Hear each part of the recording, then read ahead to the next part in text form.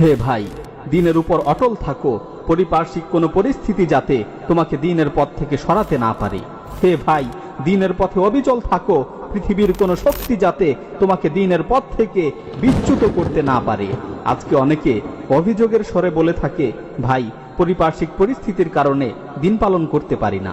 আমি সেই সকল ভাইদের লক্ষ্য করে বলতে চাই, তুমি কতটুকু খারাপ পরিস্থিতিতে আছো, তুমি কতটুকু খারাপ পরিস্থিতিতে রয়েছো। রাসূল সাল্লাল্লাহু আলাইহি ওয়াসাল্লামের সাহাবারা তোমার চেয়েও শতগুণ বেশি খারাপ পরিস্থিতির মাঝে ছিলেন।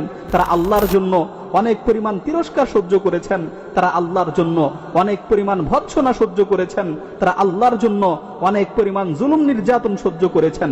এত কিছুর পরেও তারা দ্বীনের উপর অটল ছিলেন। পৃথিবীর কোনো শক্তি তাদেরকে দ্বীনের পথ থেকে সামান্য পরিমাণ বিচ্যুত করতে পারেনি। হাদিসের মধ্যে এসেছে, মক্কার মুশরিকরা যখন সাহাবায়ে কেরাম রাদিয়াল্লাহু আনহুমের উপর জুলুম নির্যাতন করছিল, তখন হযরতে খাব্বাব রাদিয়াল্লাহু তাআলা আনহু একদিন রাসূল সাল্লাল্লাহু আলাইহি ওয়াসাল্লামের নিকটে এসে বললেন, ইয়া রাসূলুল্লাহ, জুলুম নির্যাতন তো সীমা ছাড়িয়ে যাচ্ছে, আল্লাহর সাহায্য আসতে আর কত দেরি। তখন রাসূল সাল্লাল্লাহু আলাইহি ওয়াসাল্লাম খাব্বাব রাদিয়াল্লাহু তাআলা আনহুকে লক্ষ্য করে বললেন, হে খাব্বাব, তুমি জানো কি তোমাদের পূর্ববর্তীদের সাথে কিরূপ আচরণ করা হয়েছিল? তাদেরকে মাটিতে অর্ধেক গেড়ে মাথা থেকে পা পর্যন্ত ধারালো করাত দিয়ে দ্বিখণ্ডিত করে ফেলা হয়েছিল। লোহার চিরুনি দিয়ে তাদের শরীরের হাড্ডি থেকে গোশতগুলোকে আলাদা করে ফেলা হয়েছিল। এত কঠিন নির্যাতনও তাদেরকে দ্বীন থেকে সামান্য পরিমাণ বিচ্যুত করতে পারেনি, আর তোমরা এত অল্পতেই অতিষ্ঠ হয়ে গেলে।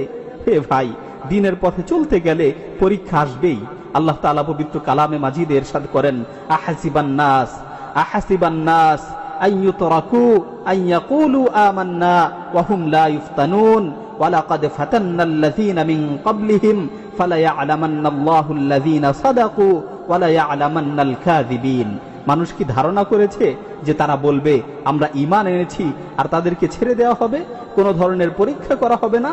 আমি তাদের পূর্ববর্তীদেরকেও পরীক্ষা করেছিলাম।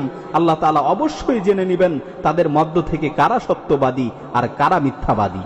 অন্য আয়াতে আল্লাহ তাআলা বলছেন, ওয়ালানাবলুওয়ান্নাকুম বিশাইইম মিনাল খাউফি ওয়াল জু'i ওয়া নাকসিম মিনাল আমওয়ালি ওয়াল আনফুসি ওয়াস সামারাত ওয়াবাশশিরিস সাবিরিন। আমি অবশ্যই তোমাদেরকে পরীক্ষা করব কিছুটা ভয়, ক্ষুধা, জানমালের ক্ষতি ও ফল ফসল বিনষ্টের মাধ্যমে। তোমরা ধৈর্যশীলদের সুসংবাদ দাও। আল্লাহ তাআলা বলছেন যে আল্লাহ তাআলা জানমালের ক্ষতির মাধ্যমে আমাদেরকে পরীক্ষা করবেন। সুতরাং পরীক্ষা অবশ্যই আসবে, আল্লাহ তাআলা অবশ্যই পরীক্ষা করবেন। সুতরাং হে ভাই, দ্বীনের পথে চলতে গেলে পরীক্ষা তো আসবেই, দ্বীনের পথে চলতে গেলে বিপদ তো আসবেই। এ সকল বিপদ আপদ দেখে ভেঙে পড়লে চলবে না।